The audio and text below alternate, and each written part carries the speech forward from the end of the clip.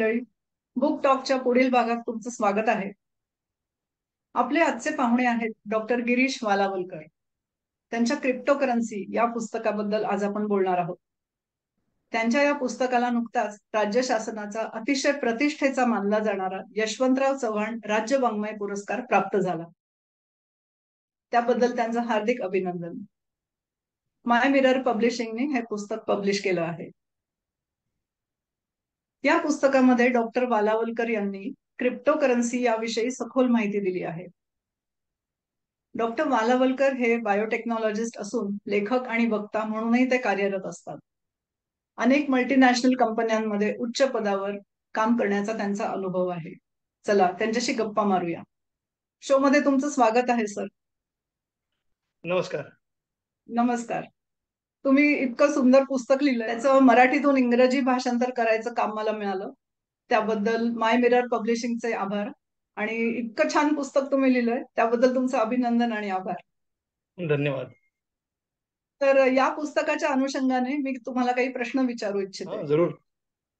Sir, व्यवसायाने तुम्ही शास्त्रज्ञ संशोधक आहात, मग क्रिप्टोकरन्सी या वेगळ्या विषयाकडे तुम्ही कसं वळला?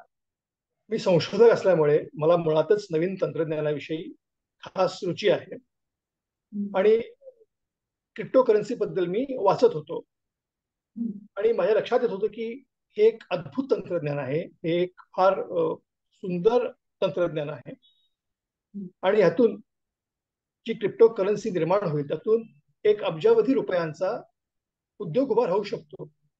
इतकी चुणूक त्या तंत्रज्ञानामध्ये दिसत होती सुरुवातीच्या काळात सुद्धा. आणि म्हणून मी त्या तंत्रज्ञानाचा अभ्यास करत गेलो. त्याविषयी आलेलं जर्नल्स मध्ये आलेलं साहित्य किंवा रिसर्च पेपर्स वाचत गेलो आणि अशा तऱ्हेने मी क्रिप्टोकरन्सी संबंधी माहिती घेत होतो. आणि त्यावेळी क्रिप्टोकरन्सी संपूर्ण जगामध्ये आपलं स्थान निर्माण करू लागली होती. भारतामध्ये सुद्धा क्रिप्टोकरन्सी आली होती. क्रिप्टोकरन्सी या विषयावर पुस्तक लिहायचं असं तुम्ही कधी ठरवलं? भारतामध्ये काय आहे की एखादी नवीन गोष्ट आली की त्यामध्ये गुंतवणूक करायला लोकांना उत्साह असतो. म्हणजे नवीन शेअर असो किंवा कोणी नवीन स्कीम्स असो. आणि बऱ्याच वेळा काय होतं, त्या विषयी फारशी माहिती नसल्यामुळे जी लोक गुंतवणूक करतात त्यांना तोटा सहन करावा लागतो. त्यांच्यासमोर आर्थिक पेच प्रसंग उभे राहतात. आपण हे पाहिलं असेल की काही वर्षांपूर्वी कमोडिटी नावाचा एक प्रकार बाजारात आला होता. त्यामध्ये काही लोकांनी पैसे गुंतवले, विशेषतः खेडेगावातल्या तरुणांनी पैसे गुंतवले आणि त्यांना त्याचे वाईट परिणाम भोगावे. तर हे क्रिप्टोकरन्सीच्या बाबतीत भारतामध्ये घडू शकेल असं वाटलं आणि त्यावेळी क्रिप्टोकरन्सी विषयीचं माझं बऱ्यापैकी वाचन झालं होतं, मला बऱ्यापैकी माहिती होती. तेव्हा कमीत कमी लोकांना त्याची माहिती मिळावी आणि सोप्या शब्दात माहिती मिळावी म्हणून मी क्रिप्टोकरन्सी पुस्तक लिहिलं. खरंच आहे, तुम्ही म्हणता तसं सोप्या शब्दात ते असल्यामुळे इतका किचकट आणि खरं म्हणजे गहन म्हणता येईल असा विषय आहे, पण तो खूप तुम्ही छान समजावून सांगितलाय. सर, क्रिप्टोकरन्सी म्हणजे नेमकं काय ते आम्हाला सांगा. क्रिप्टोकरन्सी म्हणजे इंटरनेटच्या सहाय्याने चालणारं, संगणकावरती निर्माण होणार आणि संगणकावरतीच वापरलं जाणारं चलन म्हणजे क्रिप्टोकरन्सी. आणि क्रिप्टोकरन्सीचं वैशिष्ट्य आहे की क्रिप्टोकरन्सी हे संपूर्ण चलन हे ब्लॉकचेन नावाच्या तंत्रज्ञानावरती आधारित. की ब्लॉकचेन हे जे तंत्रज्ञान आहे ते पूर्णपणे संगणकावरती असतं. त्याला प्रत्यक्ष जगात ते कुठेही दिसू शकत नाही आणि त्यामुळेच क्रिप्टोकरन्सीला आभासी चलन असंही म्हटलं. क्रिप्टोकरन्सी ही एक अत्यंत इंटरेस्टिंग वस्तू आहे किंवा ते एक इंटरेस्टिंग फक्त चलन म्हणूया नको, तो जो शोध आहे तोच खूप अतिशय इंटरेस्टिंग आहे. आणि मी असं म्हणेन की तो जो सगळा प्रकार आहे तो एखाद्या चित्रपटाच्या कथेसारखा थ्रिलिंग आहे. म्हणजे ही सुरुवात कशी झाली क्रिप्टोकरन्सीची, तर ॲडम बॅक नावाचा एक माणूस होता, तो कम्प्युटर तंत्रज्ञ होता. त्यांनी PhD नुकतंच पूर्ण केलं होतं, तरुण मुलगा होता आणि तो एका पार्टीला चालला असताना त्याच्या मोबाईलवरती सहज एक मेसेज आला त्याच्या एका परिचित माणसाचा. त्या माणसाचं नाव होतं सातोशी नाकामोटो. त्या माणसाने त्या मेलमध्ये काही कॅल्क्युलेशन्स पाठवली होती आणि जेव्हा ॲडम बॅकनी तो पार्टीला जायच्या आधी थोडा वेळ होता म्हणून त्याने तो सहज उघडला, आणि उघडल्यावर त्याला कळलं की ती जी कॅल्क्युलेशन्स आहेत, ऍक्च्युली ऍडम बॅक ज्या विषयावरती संशोधन करत होता आणि जिथे अडला होता त्या सगळ्याची उत्तर त्या कॅल्क्युलेशन्स मध्ये होती. आता ही थोडीशी पार्श्वभूमी अशी होती की जगात काही लोकांना स्वतःचा असा स्वायत्त पैसा निर्माण करायचा होता. त्यांचं म्हणणं असं होतं की आपण पैसे कमवतो तर त्याचे व्यवहार फक्त आपल्या पुरते मर्यादित असावे, कुठल्याही बँकेला किंवा कुठल्याही सरकारला त्याबद्दलची माहिती कशासाठी असावी. आणि म्हणून ह्या लोकांनी एक, हे सगळे संशोधक होते, कम्प्युटर तज्ज्ञ होते, गणितज्ञ होते, अर्थतज्ञ होते, फार नव्हते, 70-80 लोक असतील, पण ह्यांनी स्वतःचा एक ग्रुप तयार केला होता. त्या ग्रुपात त्यांनी सायपर फंक्स हे नाव दिलं. आणि त्या ग्रुपमध्ये आत्ताचा जगाला सर्वात श्रीमंत माणूस एलॉन मस्क ही त्या ग्रुपचा एक सभासद, छोटा सभासद त्यावेळी होता. आणि ही लोक या प्रकारच्या स्वायत्त चलनावरती काम करायची, आणि ज्याला कुणाला त्यात काहीतरी नवीन ब्रेक थ्रू मिळेल तो आपला ब्रेक थ्रू कम्प्युटरवरती त्यांच्या ईमेल ग्रुपवरती पाठवायचा आणि लोक त्यावरती वाचायचे. तर त्या दिवशी जेव्हा ऍडम बॅक कडे हा मेल आला आणि त्याने तो वाचला, तेव्हा त्याला कळलं की तो जिथे अडकलाय ते सगळे प्रॉब्लेम्स इथे सुटतात आणि ह्यातून पूर्णपणे एक नव्या चलनाची निर्मिती होते. त्या चलनाला क्रिप्टो करन्सी नाव दिलं जाऊ शकतं, किंवा क्रिप्टो करन्सीचं तांत्रिक नाव आहे, सातोशी नाकामोटोनी ह्या चलनाला बिटकॉइनचे नाव दिलं. आणि तेव्हापासून बिटकॉइन हे प्रचलित झालं. ही गोष्ट आहे साधारणपणे 2008च्या आसपासची. त्यानंतर हा जो ग्रुप होता, हा ग्रुप बिटकॉइन्स वापरू लागला, आपापसामध्येच ते वापरायचे. त्यांच्यासाठी तो खेळ झाला या 20-25 लोकांसाठी की बिटकॉइन्स निर्माण करायचे आणि एकमेकांना द्यायचे. त्यांची अशी इच्छा होती की ही बिटकॉइन्स बाहेरच्या जगात म्हणजे प्रत्यक्ष जगात वापरली जावी. ते प्रयत्न करत होते, पण कोणी ती बिटकॉइन्स घ्यायला तयार नव्हतं. कशासाठी घेईल? म्हणजे थोडक्यात म्हणजे आपण व्यापार सारखा खेळ खेळतो बघा, त्या खेळामध्ये आपण नोटा देतो, नाणी देतो, पण त्यांचा उपयोग फक्त त्या खेळापुरता असतो, खेळाच्या बाहेर त्याला काही किंमत नसते. तसंच बिटकॉइन्सचं होतं. त्यानंतर जेव्हा ही लोक ती जी काही ते 25-30 लोक होती त्यांच्या ग्रुपमध्ये, ती ही बिटकॉइन्स बाहेर जायचा प्रयत्न करत होती, ते यशस्वी होत होते. अशामध्येच अमेरिकेतल्या एका माणसाला, एका पिझ्झा दुकानदाराला ही बिटकॉइन्स देऊन पिझ्झा घेण्यामध्ये यश आलं. दुकानदार म्हणाले, तुला 2 पिझ्झा देतो, मला तू 10,000 बिटकॉइन्स दे. 2 पिझ्झांची किंमत होती $25. दुकानदाराने त्याच्याकडे 10,000 बिटकॉइन्स मागितली. त्या माणसाने 10,000 बिटकॉइन्स आनंदाने दिली, कारण पहिल्यांदा कोणीतरी बिटकॉइन्स प्रत्यक्ष जगात ऍक्सेप्ट करत होतं. 10,000 म्हणजे त्या 25 पिझ्झाची किंमत साधारणपणे $2,000 आजच्या चलनामध्ये, $25. 10,000 बिटकॉइन्स देऊन तो पिझ्झा घेतला. आणि आज जेव्हा आपण ही मुलाखत रेकॉर्ड करतोय त्यावेळी 10,000 बिटकॉइन्सची किंमत आहे $5,600 कोटी. हा एवढा मोठा फरक आहे. आणि ही गोष्ट म्हणजे 8 मेला तुमच्या क्रिप्टो करन्सीला म्हणजे बिटकॉइनला सुरुवात झाली, आणि 2010च्या 22 मेला हा पहिला व्यवहार त्यांनी केला. 10,000 बिटकॉइन देऊन 2 पिझ्झा घेतले. आणि 22 मे हा दिवस आजही क्रिप्टो करन्सीच्या लोकांच्या मध्ये स्पेशल डे म्हणून साजरा केला जातो. ते पिझ्झा डे असल्याने नाव दिले त्याला, आणि तो त्यांच्यासाठी एक सेलिब्रेशनचा दिवस आहे. अशा प्रकारे इथून म्हणजे 2 पिझ्झासाठी $10,000 देऊन क्रिप्टो करन्सी सुरुवात झाली. आणि आज एका क्रिप्टो करन्सीचं मूल्य साधारणपणे 53,000 ते 55,000 रुपयाच्या आसपास असतं. एवढी मोठी प्रगती त्यांनी केलेली.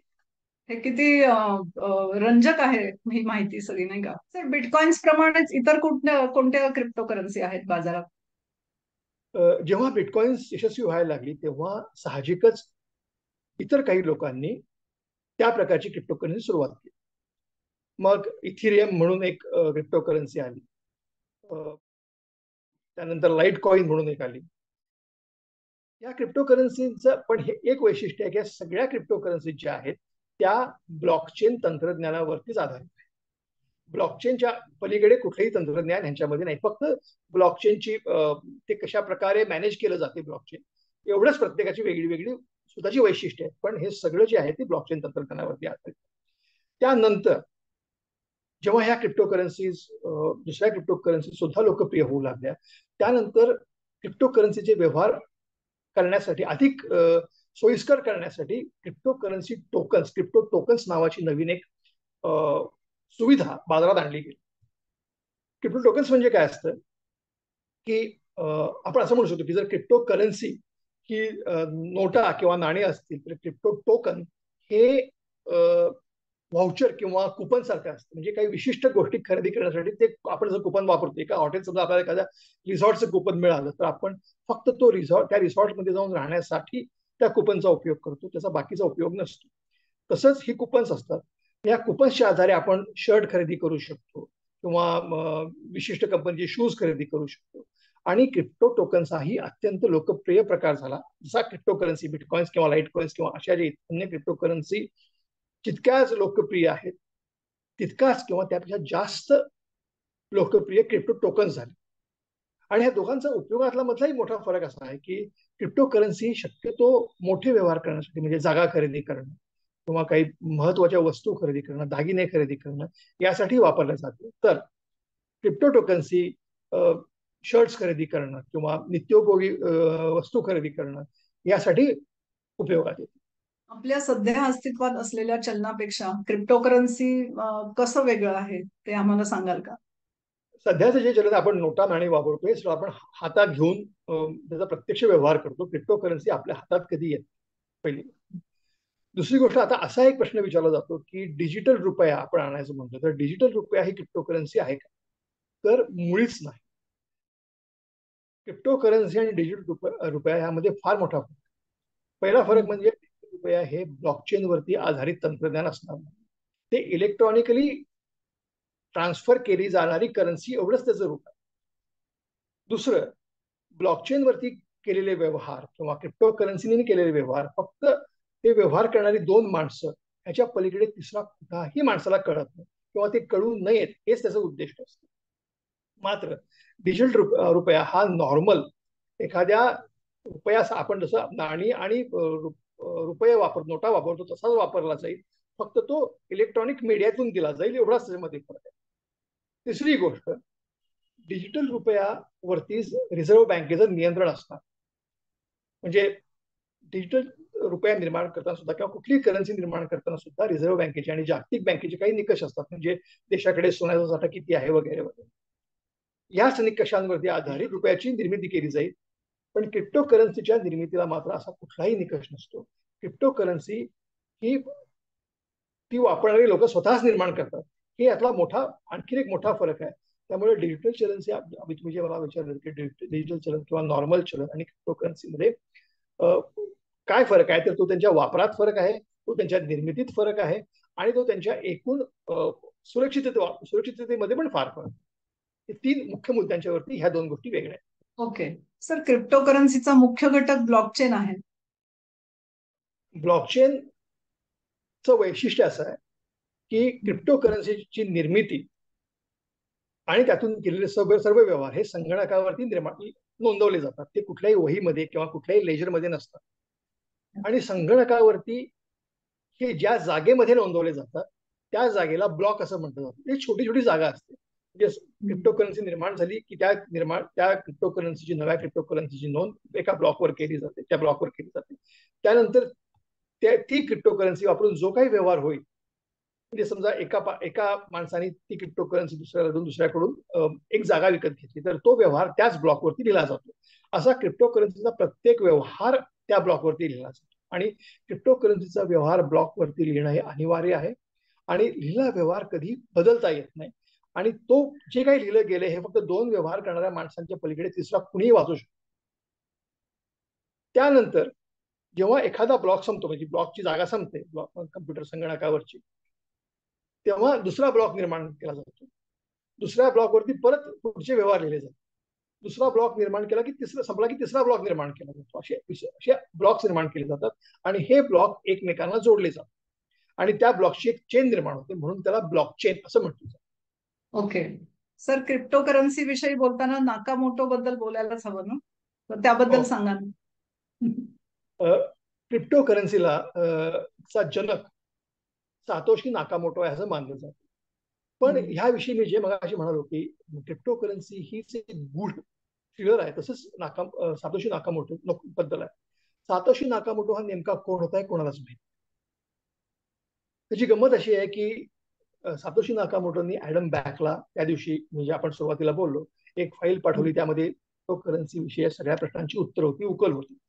त्याच दिवशी त्यांनी ती फाईल आणखीन एक 7-8 लोकांना पाठवली होती आणि सगळ्यांना कळलं होतं की ही क्रिप्टो करन्सी आता बाजारात येणार. वस्तुतः काय होतं की जेव्हा एखादा संशोधक संशोधन करतो आणि त्यातून एवढा मोठा बिझनेस उभा राहतो, तेव्हा तो संशोधक त्या संशोधनाचं श्रेय घेण्यासाठी आणि मानधन घेण्यासाठी वाटेल ते करायला तयार असतो. हे नॉर्मल आपल्याला माहिती. मोठं संशोधन कशाला, आपण एखादा रिसर्च पेपर जरी लिहिला तरी तो रिसर्च पेपर त्याचं श्रेय आपल्याला मिळावसाठी आपण सगळेच प्रयत्न करतो. पण हा एवढा, म्हणजे आता आपण मगाशी बोललो की $3 ट्रिलियन क्रिप्टो करन्सीची आज टर्नओव्हर आहे, आज उलाढाल आहे. एवढी मोठी उलाढाल असून सुद्धा सातोशी नाकामोटो आजही कुठेही प्रकाशात आला नाही, तो पुढे आला नाही, तो नेमका कोण आहे कोणालाही माहित. आणि त्याचबरोबर ह्या सातोशी नाकामोटोनी जे क्रिप्टो करन्सीचं तंत्रज्ञान उभं केलं, ते फक्त संगणक आणि कम्प्युटर चेन्स आणि ब्लॉकचेन एवढ्या पुरतच नाही आहे, तर त्या संपूर्ण तंत्रज्ञानाला एक सुंदर अशी आणि मजबूत अशी अर्थशास्त्रीय चौकट आहे. आणि ती चौकट असल्यामुळेच क्रिप्टो करन्सी एवढ्या वेगात प्रगती करू शकली आणि ती टिकून आहे आणि टिकून राहणार आहे. तर अर्थशास्त्र आणि कम्प्युटर सायन्स आणि गणित त्या सर्वांवरती तितकीच हुकूमत असणारा किंवा तितकंच प्रभुत्व असणारा असा हा व्यक्ती होता. आता प्रश्न असा आहे की हा व्यक्ती खरोखरच होता का, ही एकच व्यक्ती होती का अनेक व्यक्तींनी मिळून हे काम केलं गेलं, आणि हे प्रश्न अनुत्तरित आहेत, आजपर्यंत अनुत्तरित आहेत आणि कदाचित कायमचे अनुत्तरित राहतात. हे जे चलन आहे क्रिप्टोकरन्सी, म्हणजे बिटकॉइन असेल, एथेरियम असेल, तर या सगळ्या भोवती एक वलय आहे, म्हणजे शंकेचं वलय आहे किंवा घोटाळा, स्कॅम असं त्याच्या भोवती बोललं जातं. तर त्याबद्दल आम्हाला ऐकायचं. तुम्हाला मी गंमत सांगतो, फार इंटरेस्टिंग गोष्ट आहे. आणि संपूर्ण क्रिप्टो करन्सी मध्येच किती विरोधाभास आणि किती इंटरेस्टिंग गोष्ट आहे त्याचं एक उत्तम उदाहरण. क्रिप्टो करन्सी ही अनैतिक आहे किंवा ती इलिगल आहे असं सांगायला कोणी सुरुवात केली किंवा आज कोण सांगतं, तर अमेरिकेतली नॅशनल सिक्युरिटी एजन्सी ही अत्यंत मोठी आणि समर्थ एजन्सी आहे. ती सांगते की क्रिप्टो करन्सी ही अनैतिक आहे. आता हे मान्य, आणि क्रिप्टो करन्सी वापरणाऱ्यांच्यावरती जे मधल्या काळात गुन्हे दाखल केले गेले ते ह्याच एजन्सीने केले. आता क्रिप्टो करन्सीची सुरुवात एका रिसर्च पेपरमुळे झाली. त्या पेपरचं नाव आहे अनॉनिमस कॅश. अनॉनिमस कॅश ही अमेरिकन लॉ जर्नलमध्ये हा पेपर 1997 साली प्रसिद्ध झाला. आणि हा जो पेपर आहे हा क्रिप्टो करन्सीच्या तंत्रज्ञानाची गीता मानला जातो. आणि हा पेपर नॅशनल सिक्युरिटी एजन्सीनीच प्रसिद्ध केला होता. म्हणजे नॅशनल सिक्युरिटी एजन्सी हीच क्रिप्टो करन्सीच्या संशोधनाचं प्रेरणास्थान आहे किंवा त्याने ती सुरुवात केलेली आहे, आणि ते झालं इलिगल. हा पहिला भाग. दुसरी गोष्ट, जेव्हा एखादं संशोधन तयार होतं, म्हणजे किंवा आपण ते लॅबोरेटरीमध्ये करतो, इन्स्टिट्यूटमध्ये करतो किंवा कंपनीमध्ये करतो, तेव्हा ते संशोधन जेव्हा पूर्ण होतं तेव्हा त्यामध्ये ती संकल्पना असते सुरुवातीला, मग ते संशोधन एका लेवलवरती येतं, मग त्यामध्ये अनेक शास्त्रज्ञ त्यामध्ये काम करतात. त्यानंतर जेव्हा ते मार्केटमध्ये जायला लागतं तेव्हा अनेक मार्केट तज्ञ किंवा मॅनेजर्स किंवा कंपनीचे सीईओ ही सगळी लोक त्यामध्ये इन्व्हॉल्व्ह होतात आणि मग ते प्रॉडक्ट मार्केटमध्ये आणलं जातं यशस्वी. बरोबर. जेव्हा क्रिप्टो करन्सी संकल्पना तयार झाली तेव्हा ती पुढे आणण्यासाठी जी माणसं आली ती सगळी अमेरिकन सीआयएच्या रेकॉर्डवरती होती. इंजिनियर्स होते, ते हुशार होते, पण ते सगळे, म्हणजे तो जेड मॅकलॅब असो त्याला अटक गेली होती. त्यांनी आज एक नवीन क्रिप्टो करन्सी आहे रिपल नावाची. ही रिपल क्रिप्टो करन्सी ह्या जेड मॅकलॅबने सुरू केली पुढच्या काळामध्ये, पण तो सुरुवातीला काही वर्ष जेलमध्ये राहिला होता आणि जेलमधून बाहेर पडल्यावर तो अचानक क्रिप्टोकरन्सीमध्ये आला आणि क्रिप्टोकरन्सीचा त्यांनी व्यवहार सुरू केला. त्यानंतर रॉजर व्हर म्हणून आहे, तो जपानमध्ये गेला आणि त्याने तिकडे क्रिप्टोकरन्सीचं बस्तान बसवलं. त्यालाही अमेरिकन सरकारने स्फोटक बाळगल्याबद्दल अटक केली होती. तर ही त्यानंतर सगळ्यात मोठा सिल्क रोड नावाची एक वेबसाईट होती, ज्या वेबसाईटवरून ड्रग्ज विकले जायचे आणि हे सगळे ड्रग्जचे व्यवहार क्रिप्टोकरन्सी थ्रू व्हायचे. पुढे त्या मालकाचं नाव होतं रॉब अल्ब्रेक्ट. त्यालाही अटक करण्यात आली, त्याला फाशी शिक्षा झाली नंतर. पण ही सगळी माणसं होती की ज्यांनी क्रिप्टोकरन्सी एस्टॅब्लिश केली. त्यानंतर जेव्हा क्रिप्टोकरन्सी एस्टॅब्लिश झाली तेव्हा या सगळ्या माणसांना बाजूला केलं गेलं आणि मग प्रतिष्ठित आणि अगदी बिल गेट्स सारखी माणसं आज क्रिप्टोकरन्सीशी संलग्न आहे. तर हा जो सगळा प्रकार आहे सुरुवातीचा आणि त्यांनी जे काही केलं की क्रिप्टोकरन्सी कशी बाजारात आणली, हा सगळ्यात इंटरेस्टिंग आहे. त्यामध्ये संशयाचं फक्त वलयच नव्हे, घनदाट धोका आहे असं म्हणायला हरकत नाही. आणि ते काय आहे ते कोणालाही कळणार आणि कळायची आपल्याला गरजही नाही आहे माझ्या मते. आज क्रिप्टोकरन्सीचा 3 बिलियन डॉलर्सचा टर्नओव्हर आहे. ती कुठेही वरती खालती होतात, सगळ्या शेअर्स होतात, सगळीच करन्सी वरती खालती होते तशी झालेली आहे, पण ती टिकून आहे हे एवढं पुरेसं आहे. त्याच्यावरती भोवती वलय होतं किंवा ते कुणी सुरू केलं, का सुरू केलं, हे वेगळ्या गोष्टी आहेत. पण हे तुम्ही म्हणता ते अगदी खरं आहे की त्याच्याभोवती प्रचंड वलय आहे आणि गूढता आहे आणि ती आज आहे आणि ती कदाचित कायम राहील. क्रिप्टोकरन्सी मध्ये गुंतवणूक करणारे सर्वाधिक लोक कोणत्या देशात आहेत आणि साधारण कोणत्या वयोगटातील लोक याच्यामध्ये इंटरेस्ट दाखवतात? नक्की कोणत्या देशात आपण सांगू शकणार नाही, पण काय आहे की क्रिप्टोकरन्सी बद्दल देशांची ज्या धोरणांच्या आपण म्हणू जगाचा 3 प्रमुख प्रकारांमध्ये विभाजन करता येतं. एक म्हणजे जे क्रिप्टोकरन्सी बद्दल पॉझिटिव्ह आहे, ज्यांनी क्रिप्टोकरन्सी स्वीकारली आहे आणि ज्यांच्याकडे क्रिप्टोकरन्सीचे व्यवहार राजरोसपणे होतात. त्यात अल साल्वाडोर हा पहिला देश होता, त्यानंतर स्वित्झर्लंड आहे, जर्मनी आहे. ह्या देशांमध्ये क्रिप्टोकरन्सीला संपूर्ण मान्यता आहे. क्युबा आहे, यामध्ये मान्यता आहे. तिथे राजरोस क्युबामध्ये तर आपण एक पेप्सी घेऊन त्याचं पेमेंट क्रिप्टोकरन्सीने करू शकतो, असे देश आहेत. काही देश आहेत की ज्यामध्ये क्रिप्टोकरन्सी पूर्णपणे बॅन आहे. त्यामध्ये इजिप्त, चीन, बांगलादेश हे देश येतात. आणि ह्यांचे क्रिप्टोकरन्सीला बॅन करण्याची कारणं वेगळी वेगळी आहेत. चीनमध्ये वीज निर्मिती जास्त होते म्हणून असं कारण त्यांनी सांगितलं, पण त्यांचं खरं कारण असं आहे की त्यांना स्वतःची एक क्रिप्टोकरन्सी निर्माण करायची आहे, त्यामुळे त्यांनी क्रिप्टोकरन्सीला बॅन केलं असं म्हटलं जातं. आणि तिसरा जो प्रकार आहे तो क्रिप्टोकरन्सीकडे अत्यंत संतुलित दृष्टीने पाहणारे देश, त्यामध्ये अमेरिका, इंग्लंड आणि भारताचा समावेश आहे. तर अशा प्रकारे जर बघितलं तर क्रिप्टोकरन्सीला ह्या प्रकारे क्रिप्टोकरन्सी विभागली जाते. वयोगट असं नाही आहे. ज्या माणसाला पैसे कमवायची इच्छा आहे तो माणूस क्रिप्टोकरन्सीमध्ये पैसे गुंतवतो. फक्त एवढंच आहे की आजची तरुण मुलं जी आहेत त्यांना भले क्रिप्टोकरन्सीच नसेल पण संगणकाचं तंत्रज्ञान थोडंफार माहिती असल्यामुळे ती जास्त अधिक त्यांचा ओढा किंवा त्यांचा अधिक संख्या त्यांची क्रिप्टोकरन्सी मध्ये गुंतवणूक करण्यामध्ये आहे. आणि तुम्हाला मी एक गंमत सांगतो, आज या क्षणी साधारणपणे किती भारतीय लोकांनी क्रिप्टोकरन्सी मध्ये गुंतवणूक केल्याचं असं तुम्हाला वाटतं? साधारणपणे 1.5 कोटी लोकांनी क्रिप्टोकरन्सी मध्ये गुंतवणूक केलेली आहे. आणि ही गुंतवणूक म्हणजे भारतीय लोकांची गुंतवणूक जवळपास 80,000 कोटी रुपये एवढी मोठी. क्रिप्टोकरन्सी भारतामध्ये एवढी लोकप्रियची आपल्याला कल्पना नसते, पण ही वस्तू आणि हे पुढे पुढे आणखीन वाढत जाणार आहे स्पष्टपणे दिसतं. हा, माझा पुढचा प्रश्न तोच होता की हे आभासी चलन क्रिप्टोकरन्सी जरी त्याच्या भोवती वलय असलं, गूढता असली तरी त्याला एवढी मागणी आहे आणि लोक गुंतवत आहेत त्याच्यामध्ये, तर याचं भविष्य कसं असणार आहे? एक म्हणजे याचं भविष्य, एक पहिली गोष्ट आपण लक्षात घेऊया की मागच्या वर्षी म्हणजे 2023 साली क्रिप्टोकरन्सी क्रिप्टोकरन्सी वार्षिक उलाढाल जवळपास 1,70,000 कोटी रुपये एवढी होती. आकडे लक्षात घ्या, 1,70,000. 2027 पर्यंत ही जवळपास 2.5 लाख कोटींपर्यंत पोहोचेल असा अंदाज आहे. आणि ह्यावेळी टोटल 250 बिलियन, आपण जे मगाशी बोललो 3 ट्रिलियन इकॉनॉमी, $3 ट्रिलियन इकॉनॉमी आज क्रिप्टोकरन्सीची आहे. एवढ्या लेवलला गेल्यानंतर क्रिप्टोकरन्सी कोलॅप्स होण्याची शक्यता मुळीच नाही.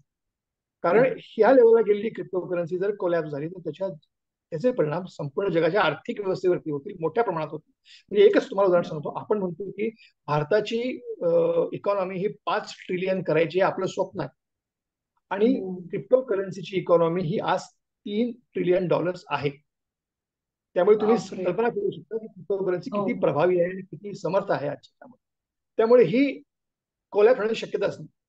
दुसरी गोष्ट ही इथपर्यंत जाऊ शकली कारण त्याच्या मागे एक भक्कम आर्थिक चौकट आहे. सर्वसामान्यपणे ज्या फ्रॉड स्कीम्स येतात त्यांच्या मागे आर्थिक चौकट नसते, त्याच्या मागे मोठी आर्थिक चौकट आहे. त्यामुळे ही टिकून राहणार हे निश्चित आहे.